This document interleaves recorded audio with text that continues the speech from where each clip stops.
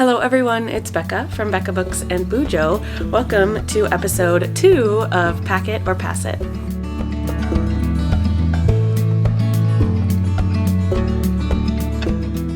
In episode 1, we cleared this top shelf of historical fiction books, and now in episode 2, we are looking at my contemporary and literary fiction shelf.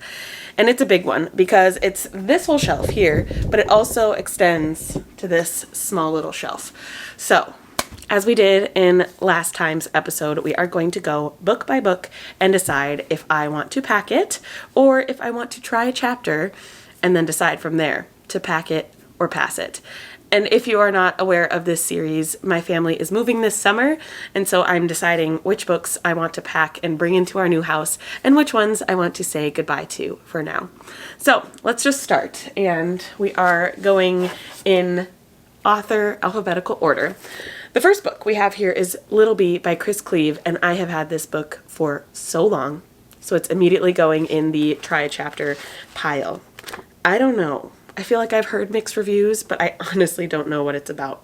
We don't want to tell you what happens in this book. It is a truly special story, and we don't want to spoil it. Nevertheless, you need to know enough to buy it, so we'll say this. It's a story of two women, their lives collide one fateful day, and one of them has to make a terrible choice. The kind of choice we hope you never have to face. 2 years later, they meet again. The story starts there. Okay, I don't know. That sounds pretty intriguing. And I kind of like it when a book talks to you like that. So I will try the chapter though. Another one I'm going to try a chapter on is The Last Romantics by Tara Conklin. I don't even know how this got onto my shelves, which means it's been there for a while. So we're going to try this one. The greatest works of poetry are the stories we tell about ourselves. Okay, so it's going to be a story about people, I'm sure. The Brief, Wondrous Life of Oscar Wilde. Oh, I think I'm going to try a chapter on this one too. I feel like this is almost a modern classic. I don't know. Maybe I'm making that up, but I want to try a chapter and see if it will be for me. Wow, we are 3 for 3 on trying a chapter. A Visit from the Goon Squad. Again, I think I'm going to try a chapter. I know that this is, again, a modern classic of sorts. I feel like everybody has read this book. It sounds like it's about a few women. I don't know. I'm going to try it. Try a chapter, that is. Oh my goodness. Another one that I think I'm going to try a chapter on and that I bought just because I'd heard the title and know that it's big. It has a winner of the Pulitzer Prize. This is Middlesex by Jeffrey Eugenides. It tells the breathtaking story of Calliope Stephanides and 3 generations of the Greek-American Stephanides family who travel from a tiny village overlooking Mount Olympus in Asia Minor to Prohibition-era Detroit. Okay, well, we'll see. We'll try a chapter together in this video. Ooh, sorry, I shook you around. Okay, these are the first 2 that I am for sure going to keep because I think that I am going to love My Brilliant Friend by Elena Ferrante. I don't know why, but it is just going to be my book. I just can tell. And this is the second one. Yeah, book 2 in the Neapolitan Quartet. This is The Story of a New Name. So I am keeping these 2, packing these ones for sure. Another one that I'm going to pack for sure is 123 by Lori Frankel. I loved This Is How It Always Is by this author. She writes beautiful stories and about topics that are pertinent and important to our times. So I'm going to keep this one. I think a book about triplets, which could be fun. So I'm going to keep it. Pack it, that is. Okay, these next 2 are both by Lisa Genova, and I think I'm going to keep both of them. I've heard that Lisa Genova writes really awesome books. She is a psychiatrist, and so she delves into topics of the mind. I think this one deals with Alzheimer's, early onset Alzheimer's, and this one maybe bipolar disorder? Oh no, it's ALS. Anyway, it also includes music. Oh, I'm thinking of a different one that has bipolar representation.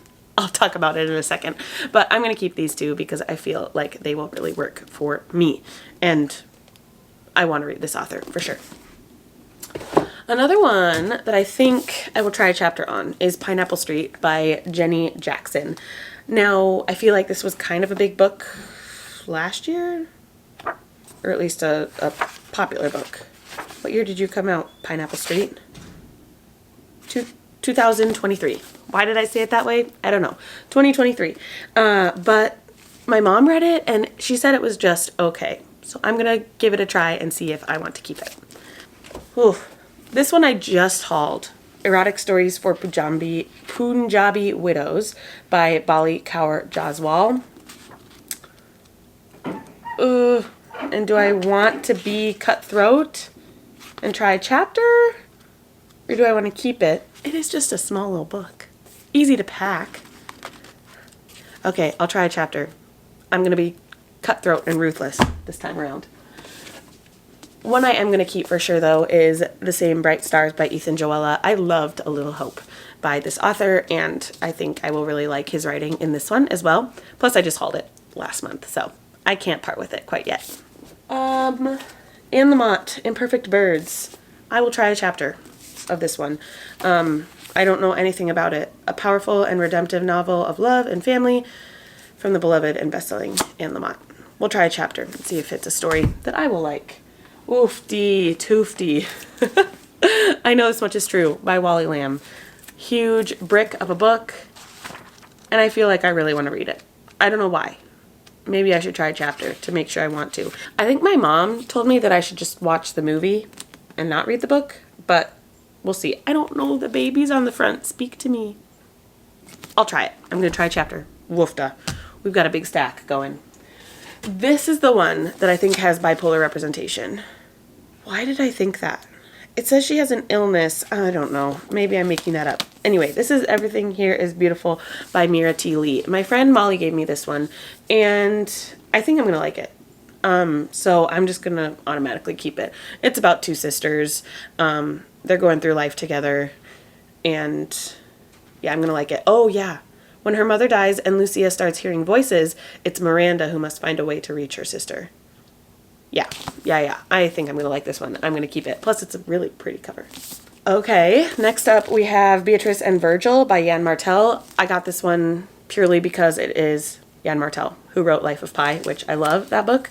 But we're going to try a chapter. Oh, this one has a bookmark in it. Huh. Yeah, I'm going to try a chapter. It's a short little book, so I should be able to get a vibe from the first few pages or so. Oh my goodness. We have some Leanne Moriarty. My mom just recently was here and told me that she loves The Husband's Secret, so I'm going to keep this one for sure. But she said Apples Never Fall was not her favorite, so I'm going to try a chapter of this one. Oh my gosh. This is going to be a long video, friends. Dear Edward, I'm going to keep. I think I'm going to love this one by Anne Napolitano, about a little boy who gets in a airplane crash and he's the only survivor. I'm going to love it. And it's probably going to make me cry, which, if you know me, I love books that make me cry. Next up, oofty. Small Worlds by Caleb Azuma Nelson. I read Open Water by this author last year, and it wasn't my favorite. The writing was beautiful, but the story didn't grip me as much in Open Water. A gorgeous, rhapsodic, wise novel. Ugh, I think we're going to be ruthless and just try a chapter. We're just going to do it. Ooh, it's a short chapter too, so it better make a good impression. Wow, this stack is very tall. Sally Rooney with Beautiful World, Where Are You? I think I'm going to try a chapter on this one too. Sally Rooney is kind of hit or miss, I feel like, for a lot of people. I did enjoy Normal People. It wasn't my favorite, but I liked it. And so let's see if I like this one. We're going to be doing a lot of reading. Mad Honey, I'm keeping though. I just feel like I'm going to like this one. A mystery, I believe, written by Jodi Picoult and Jennifer Finney Boylan. A soul-stirring novel about what we choose to keep from our past and what we choose to leave behind. Well, I think there's a little bit of a mystery element. And my friend read this one and said I would like it. So a good recommendation from her is a good thing for me. So I'm going to keep this one. Major Pettigrew's Last Stand by Helen Simonson. I think I'll try a chapter of this one too. Wow. I'm making quite a pile here. This one, I just have heard the title everywhere. So maybe it's not going to be for me, but I'm going to try it. Last one on this bigger shelf is The Love of My Life by Rosie Walsh. I've heard that this one is heartbreaking, and here it is again. Heartbreaking books, books that make me cry, are my jam. So I'm going to keep this one. Packing it. 2, 4, 6, 8, 10, 11 books that we're packing. Okay, over here, let's chat about these contemporary literary books. These are all by Elizabeth Strout. We have Lucy by the Sea, Oh William, My Name is Lucy Barton, Olive Kittredge, and Olive Again. And I really want to do a try a chapter, or not a try a chapter, like a taste test, an author taste test of Elizabeth Strout. And so I'm going to keep these 5 because why not if I'm going to make a video about them. And I have a feeling that she could be an author for me. I just watched Jenny King read a book by her and really enjoyed it. So, and I feel like Jenny and I have similar reading taste, especially when it comes to books like these. So I'm going to keep all 5 of these Elizabeth Strouts and pack them. They're going to the new house. Okay, 16 books I'm packing for sure. And then this stack, equally as many, maybe. Can I lift them? This many I'm trying a chapter of. Wow, wow, wow, wow. Stay tuned, folks, because this is going to be good. We're going to see which ones I'm packing and which ones I am passing on. So let's pick which one we're going to start with and start reading some chapters. While I pack these books that I decided to keep, I have 2 updates for you. The first is that I packed all of my red books. So these shelves are completely empty, which is kind of sad, but it's okay. So we're going to put these, the ones that I decided to keep, in here. My second update is that I read the first chapter in The Last Romantics by Tara Conklin, and I'm going to pass. That's my first thing. Oh, it rolls? We have kids here today. My first episode I filmed while they were still at school, and now they're not at school. It's summer break. What? Oh, wow. Circle things roll, did you know? Anyway, where was I? Oh yes, I'm gonna pass on The Last Romantics. I got a twin. Very beautiful, Mabel. Yeah.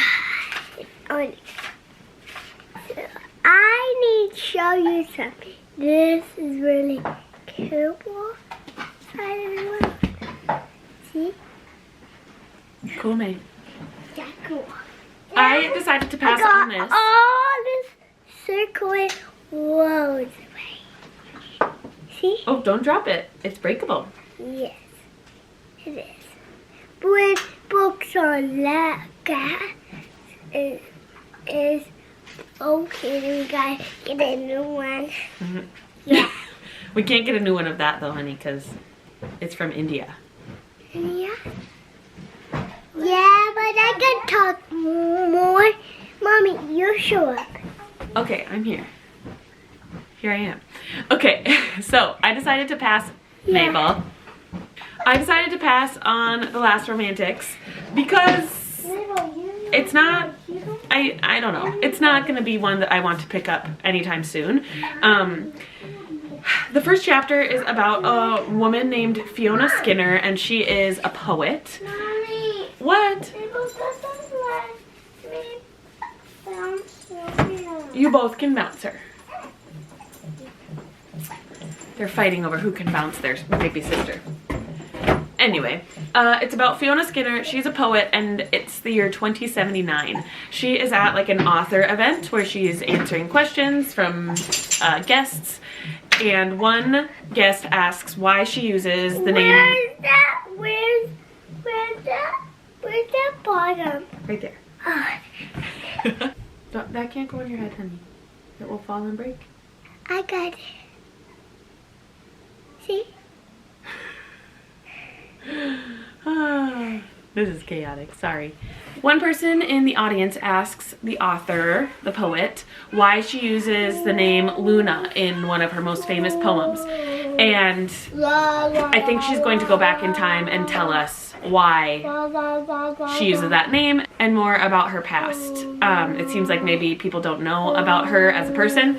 So she's going to share that story, and I just don't really care. I'm sure it's a great story, but I am just not feeling excited by it, and I don't want to bring it to our new house. So I'm passing on this one, but these others I need to pack. So I'm putting these in a box for now and hoping that we can make some more good progress with some other books. So I don't know which one I want to try next. I actually got audiobooks for all of them.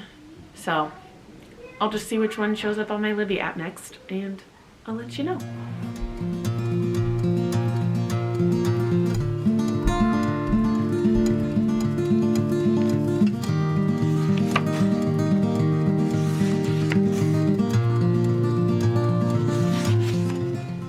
I just read the first section of Beatrice and Virgil by Yann Martel. I first picked up this book at a library book sale. I saw it was by Yann Martel, who is the author of Life of Pi. I loved that book, read it for AP English when I was a senior in high school, and absolutely adore that book. I really like the movie too, and so I thought I should pick this book up. And I was kind of bored with this. So like I said, I read the first section. There wasn't really a chapter break necessarily.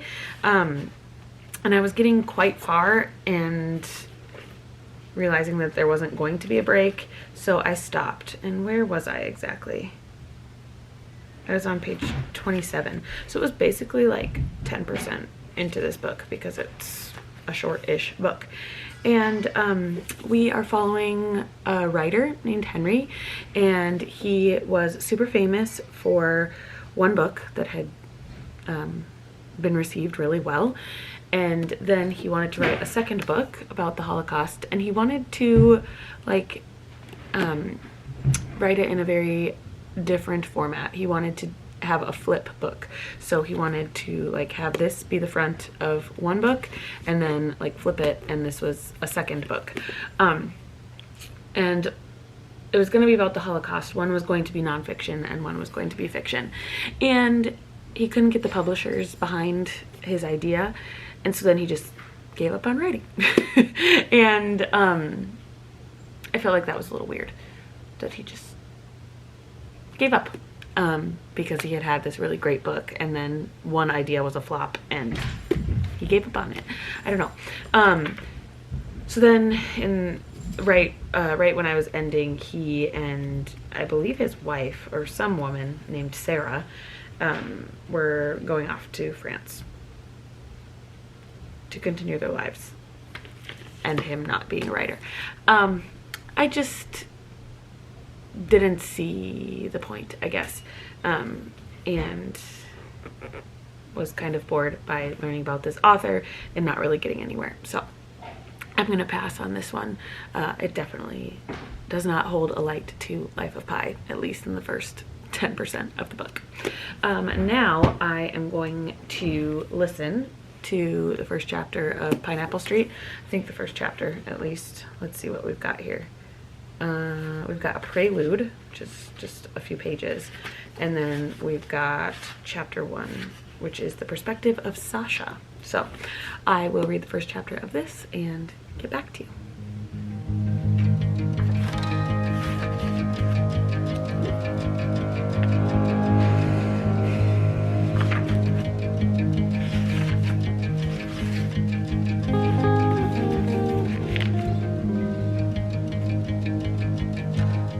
Okay, I got to page 20 in Pineapple Street by Jenny Jackson, and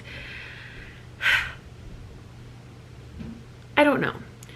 Okay, let me tell you what it's about first. In the prelude, the little, you know, prologue, we are getting two girls, two daughters, and their mom at this cafe, and they're basically on their dating profile swiping right and left on various men, and that's the prelude. In chapter 1, we are following Cord and Sasha, Cord is from money in New York City. His family owns a lot of property in New York City, and they are very, very wealthy.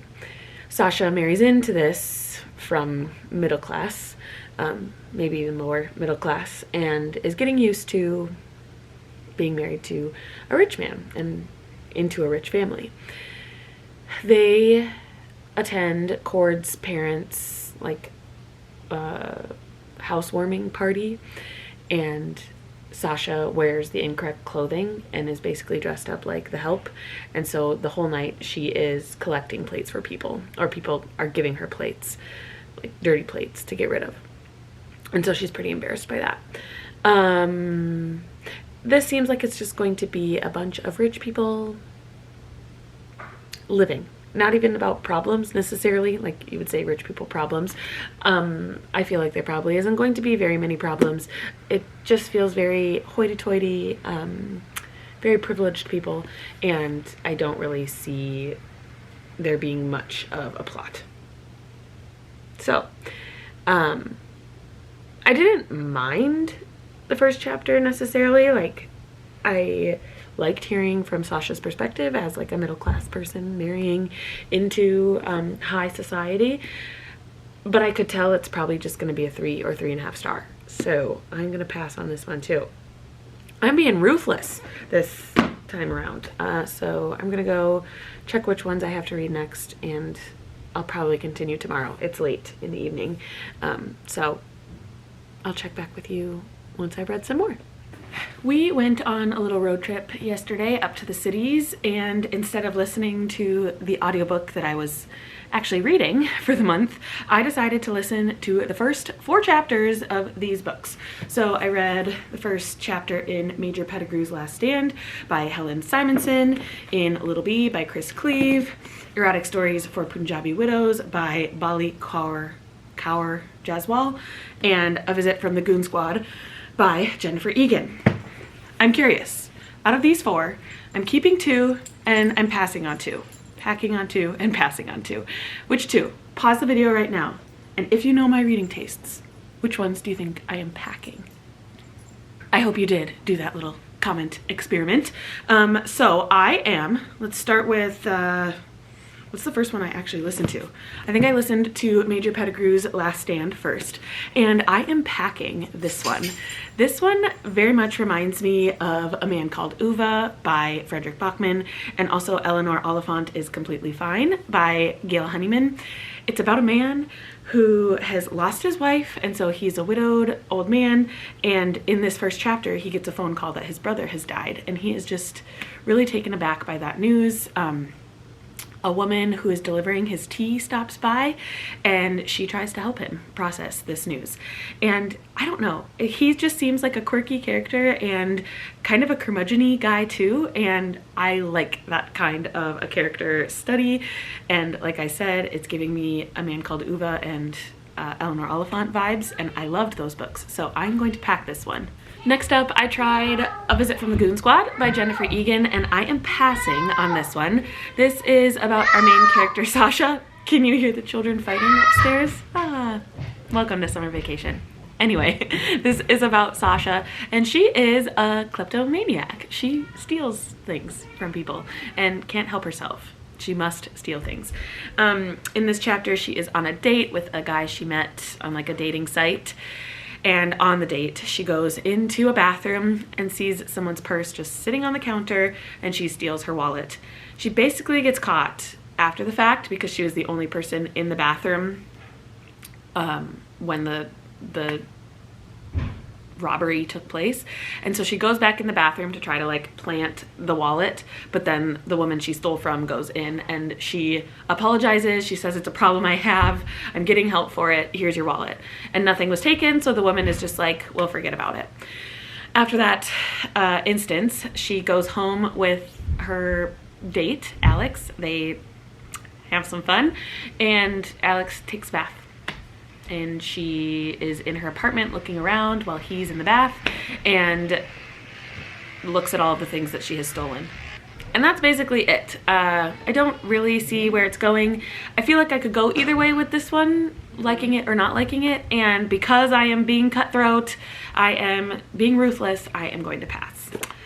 Next up, I read Erotic Stories for Punjabi Widows by Bali Kaur Jaswal. I'm gonna need to figure out how to actually say that. Good job, 7 weeks. I write. Mommy, I added a heart. Oh, you added a heart. I write on this chalk sign for Sylvia's weekly pictures as we're watching her grow. And Theo wrote 7 weeks. Can you see it? Here's the 7. And he wrote W-E-K-S. There's one more E in there to make it like a long E sound. So it's W-E-E-K-S. But pretty good. Do you want to add another E? Yeah. Anyway, this one really intrigued me. It is about a woman who is deciding to go on like a dating profile of sorts, but it's actually to get set up with an arranged marriage. Her sister is helping her in this process. Her sister doesn't understand why. She wants to do kind of this antiquated thing of an arranged marriage, but she helps her nonetheless. And then one of the sisters, I can't remember which, Nikki, it's Nikki and Mindy. Mindy is the one who is trying to be set up, and Nikki is helping her make the profile, the dating profile. Nikki sees an advertisement for a creative writing teacher to have a workshop and teach Punjabi women how to write. So she decides she wants to do that job. And I am curious enough to hear what these women's stories are in order to keep reading. So I'm going to pack this one. And lastly, Little Bee by Chris Cleave, I'm going to pass on. I feel like this could be a really good story, but I don't really have the drive to want to read it. We are following a young Nigerian woman, or girl, I think she's pretty young. She is in a like refugee holding facility in London, England, and one day she gets out of that facility and is trying to make her way in England. That's basically all that happened in the first chapter. There was actually like a really in-depth look at the English language and how a lot of the sayings we have are very confusing to people who do not speak English, and so she was trying to explain those to some of her Nigerian friends, and that was kind of interesting, but the plotline and story wasn't driving me to continue. So I'm gonna pass on this one. And maybe I will read it in the future, but again, packing it and committing to bringing it to our new house just is making me really think about what I want to read and what I want to bring, because we are paying for these boxes to get brought to our new home. So these were the two that I'm passing on. Did you get it right? Good job, he fixed it. Very good, buddy. 7 weeks. That's how old our Sylvie girl is. And these are the two that I'm packing. So let's pack these two in my current box and we will part with these ones. Theo's gonna pack them for us. Down like that. Thank you. Put the other one in. Good job, buddy. Thumbs up. Okay, I just realized I still have 7 books to read for this video, and it needs to come out tomorrow. So I'm gonna sit here and read as much as I can while the kids allow me to. Sylvia is up taking a nap, and Theo and Mabel are entertained playing with Hot Wheels tracks. So I'm going to get reading, and I think I'm gonna start with the easiest ones, which are the ones I have audiobooks for, which are 5. So let's get reading.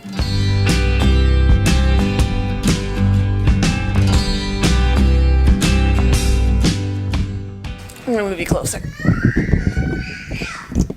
Ooh, screaming children. Good, good, good. Okay. I read the first chapter, and it was 21 pages, kind of a long chapter, of Imperfect Birds by Anne Lamott. And this is about a woman named Elizabeth. She is married for the 2nd time to a man named James, and they are raising her daughter. She had her daughter Rosie with her first husband, Andrew, who died. It sounds kind of tragically. Elizabeth has a lot of mental health issues, I would say. She is being treated for them, but yeah, it definitely plays a part in her life. In this chapter, we learn that she reads her daughter's diary, and her daughter does some really bad things, like cocaine, and parties pretty hard with her friends. She's a 17-year-old girl, so that seems a little crazy.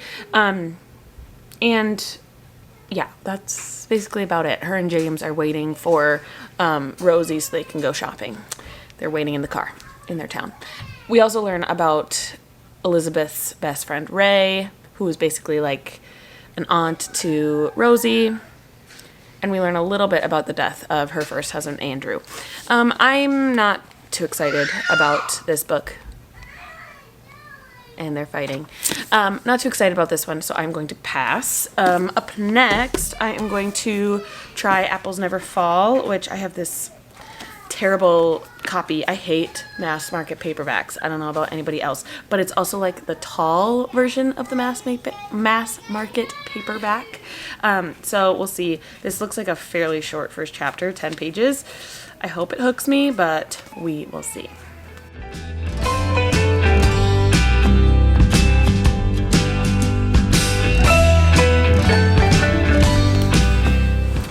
Okay, yeah, 10 pages in, and there was actually a prologue and chapter 1 in that short amount of time.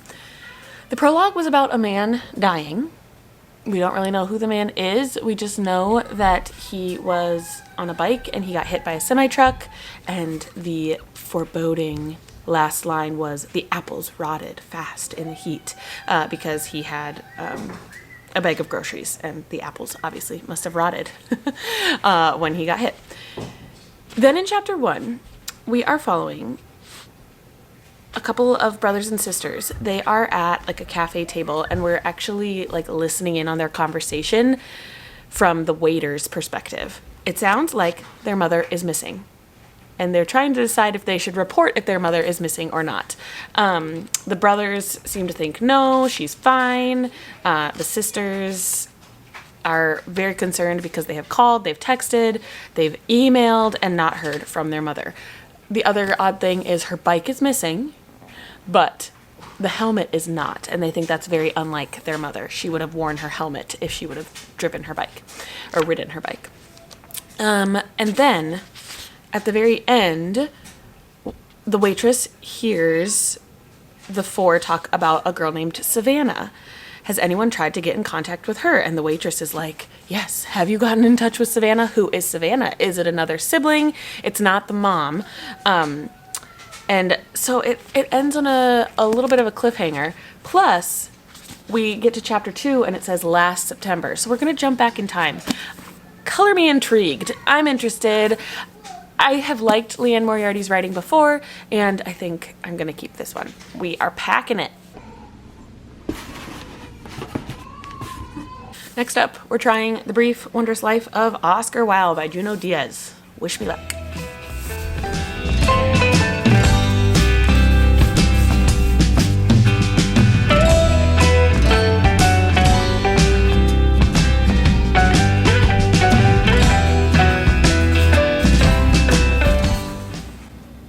Okay. I read the first little section. It's not really even titled a chapter. It's very historical. It's about a concept called fuku, which is generally a curse or a doom of some kind.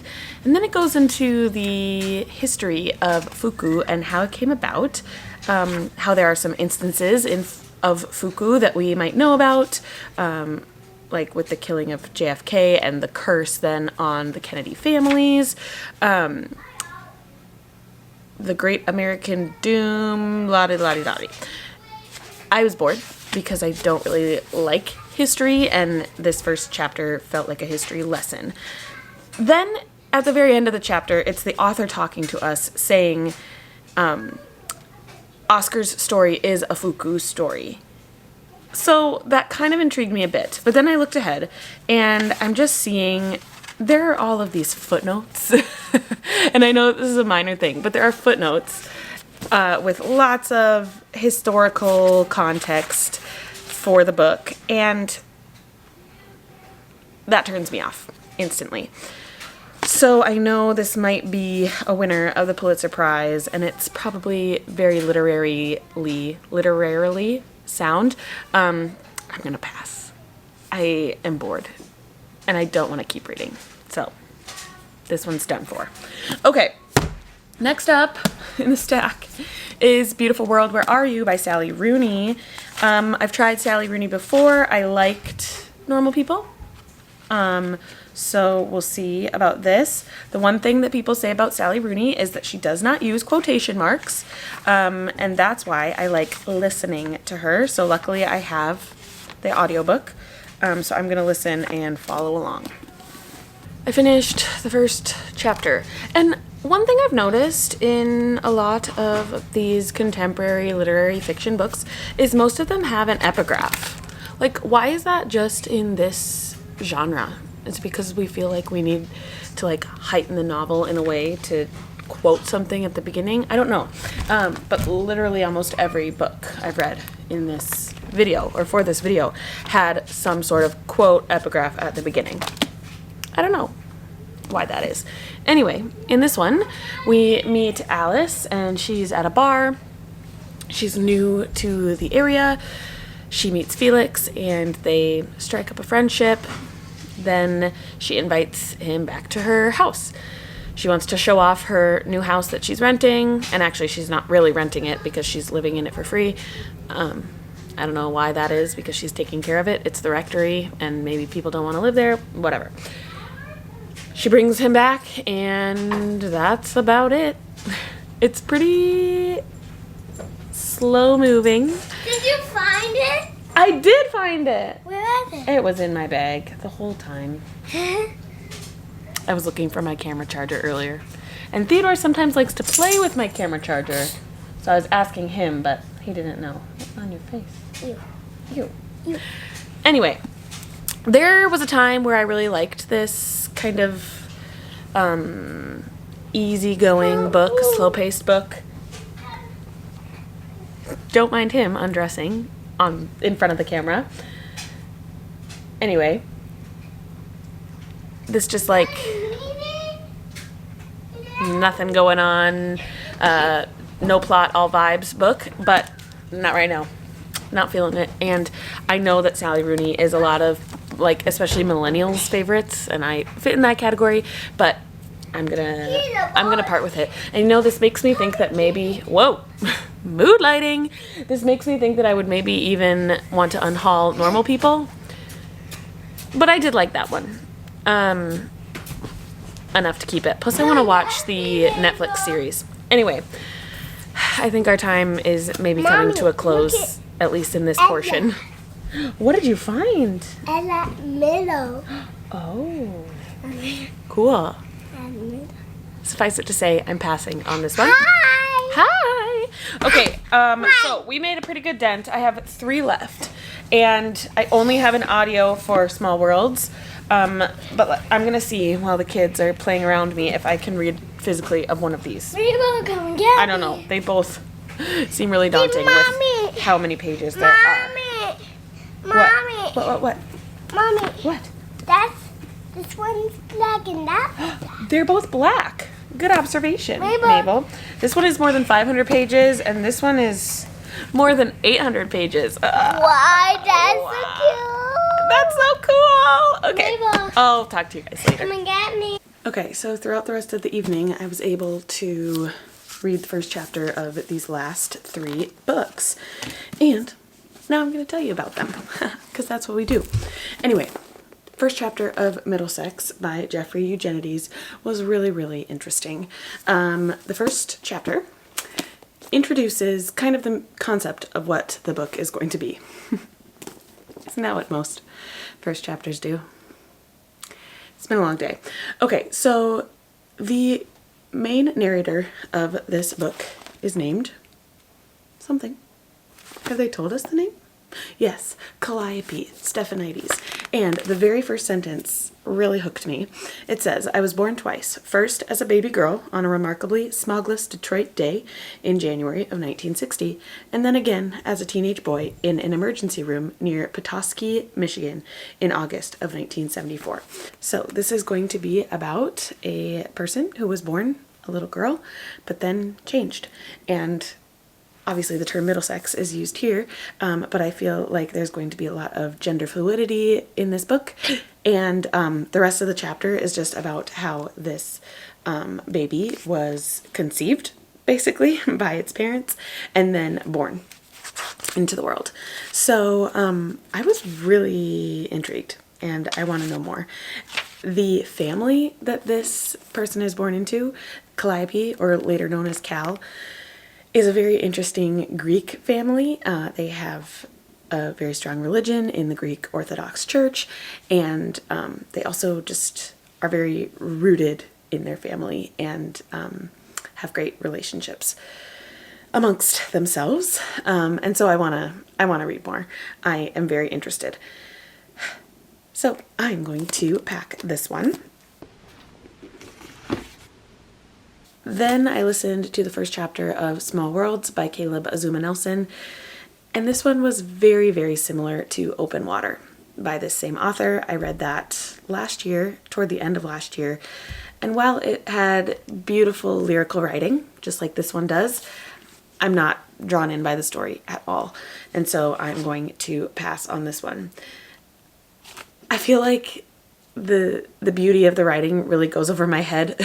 I don't know. I don't think I'm that smart. And so I don't think that the themes or the nuance that this author may show in his writing makes any sense in my brain. So I'm not going to read it for that, and I'm not going to read it for the story either, because it really wasn't that interesting.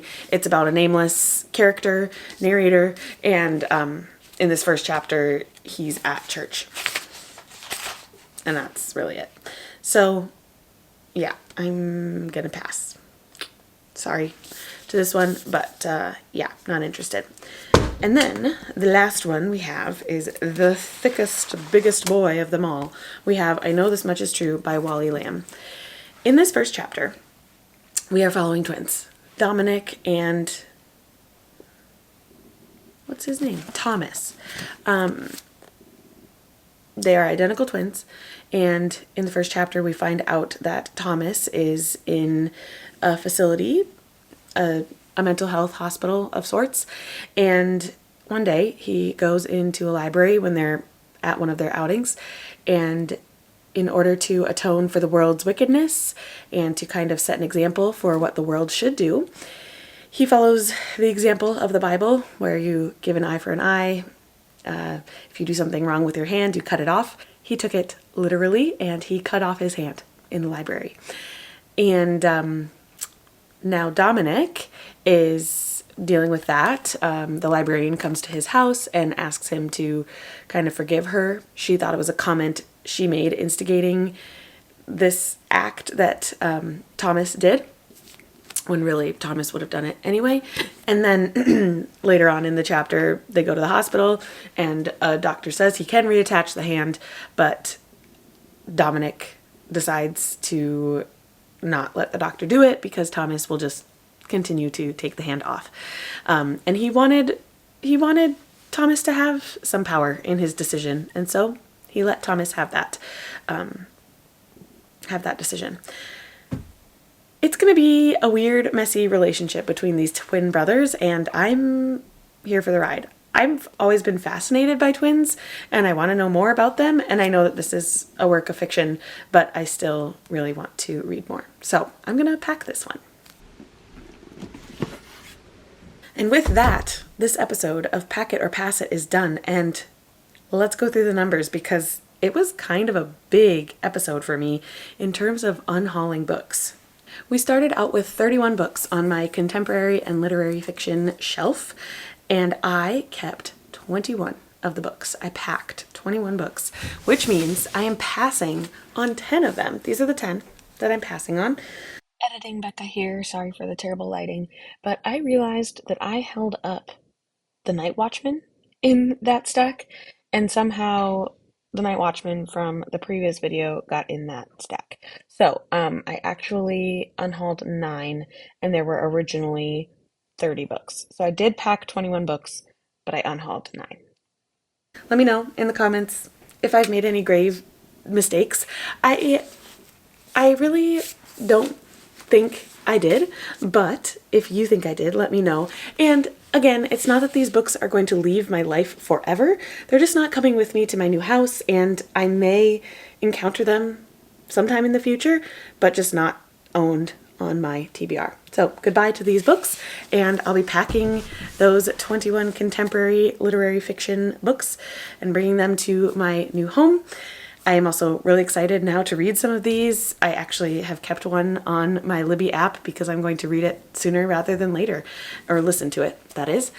Anyway, thank you so much for watching, and stay tuned for next episode where I look at my romance shelves and decide which books I'm going to pack and move to our new house and which ones I will pass on. I will see you in another video very soon. Bye.